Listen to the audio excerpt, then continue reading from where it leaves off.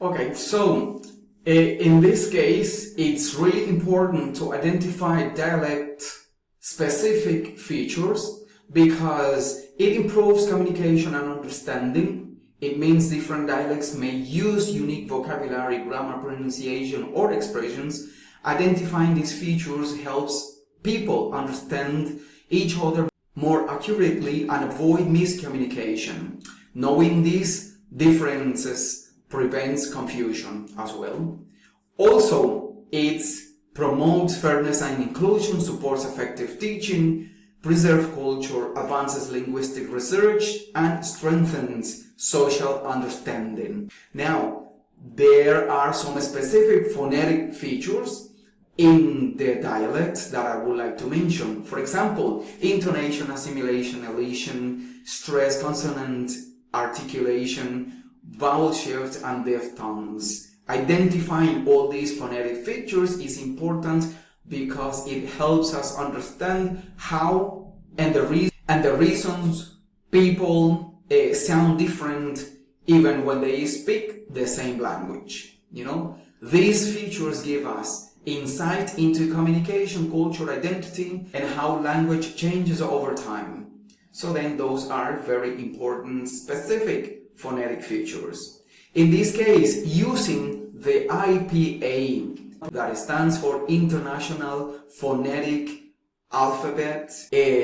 On one side we have the vowel sounds, and on the other side, down below, we have the consonant sounds. So putting all this together, when speaking American English and South African English, I am going to explain a little bit about those different variations of the dialects when it comes to words, for example. So then there are in American English words that we always pronounce with the R sounds. So in this case, they are usually said at the end of the word. So for example, in car, there is the R, the rhotic R, because we pronounce it, in this case, at the end of the word.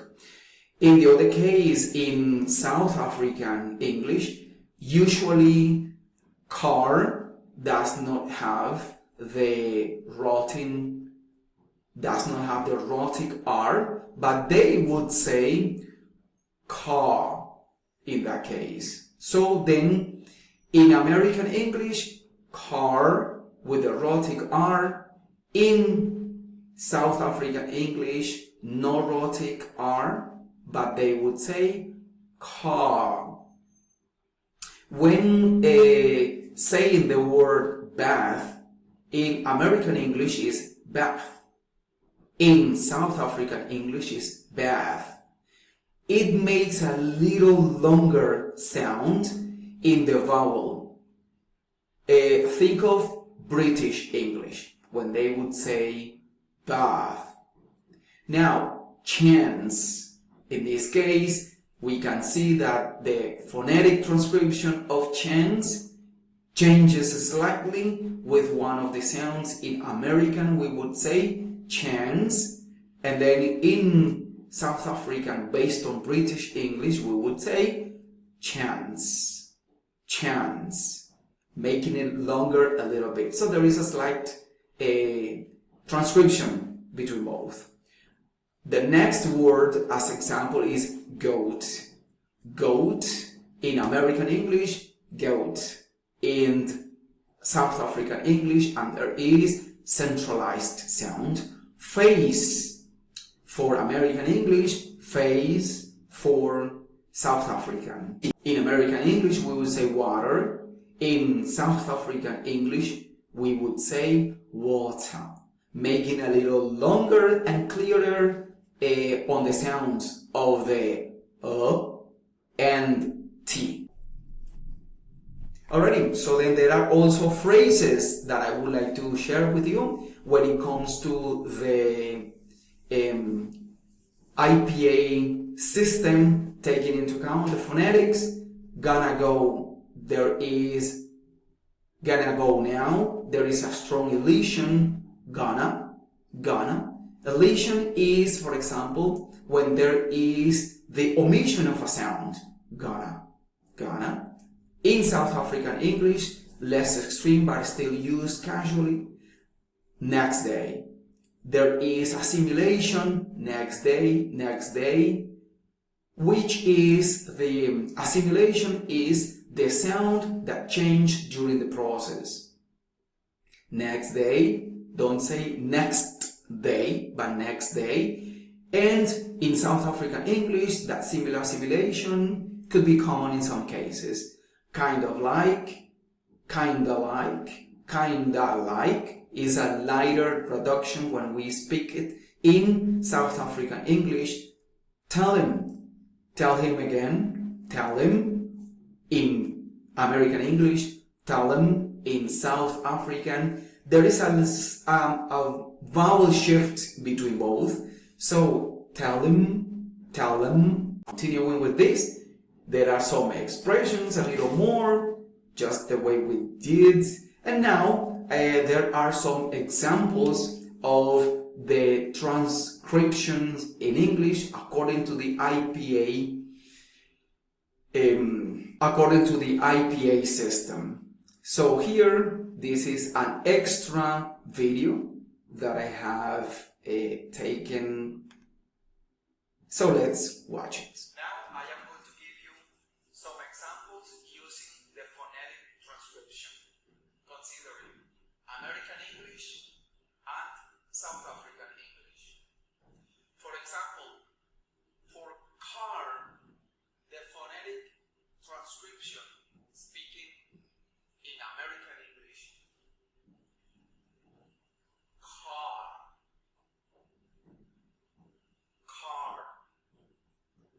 In South African English, that would be car. Bath.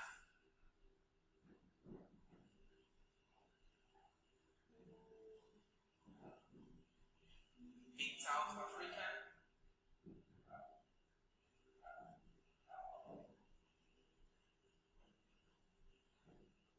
bath.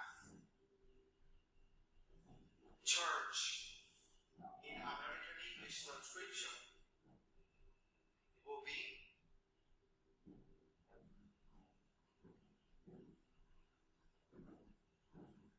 church, and in South African English, the transcription would be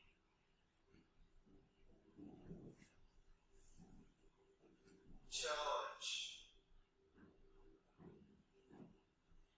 Okay, and there are some more examples using that IPA system.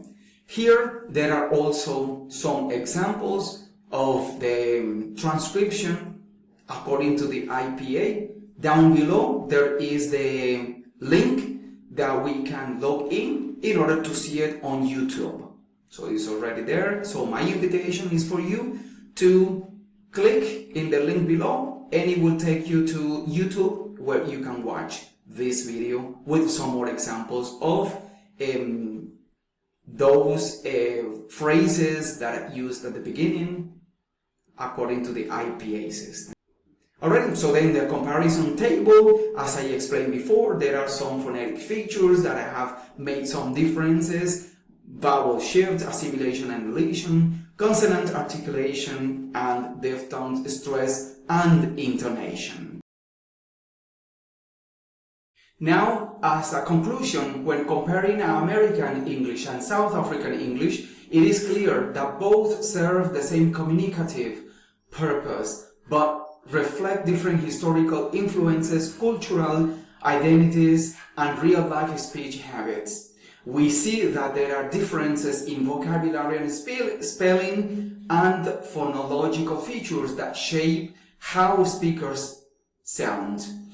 There are different features that I have taken into account: vowel shifts, assimilation and elision, consonant articulation, and stress and intonation. So the differences can affect intelligibility, but rather prevent communication in American English and South African English show that South African English tends to preserve more consonant clarity. In careful speech, they speak in a more careful way, kind of a formal way in their, speech. In the United States or in American English, they will speak a little more flexible and relaxed, as we say. In consonant articulation, for example, the stress and intonation are also different. We can see some differences between both dialects as well as stress and intonation. So these patterns influence how emotions, politeness, emphasis, the way they are interpreted in real life and interactions. So in an overall way, the comparison shows that both American English and South African English are natural evolving system shapes by geography, cultural mixing, and society identity.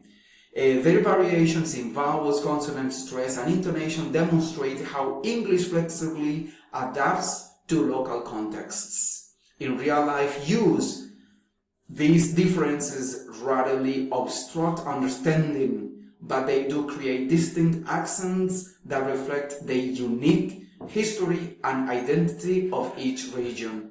As students, recognizing these variations help us appreciate English as a diverse global language rather than a single flexible standard. Alrighty, that has been all for now. Thank you very much for watching.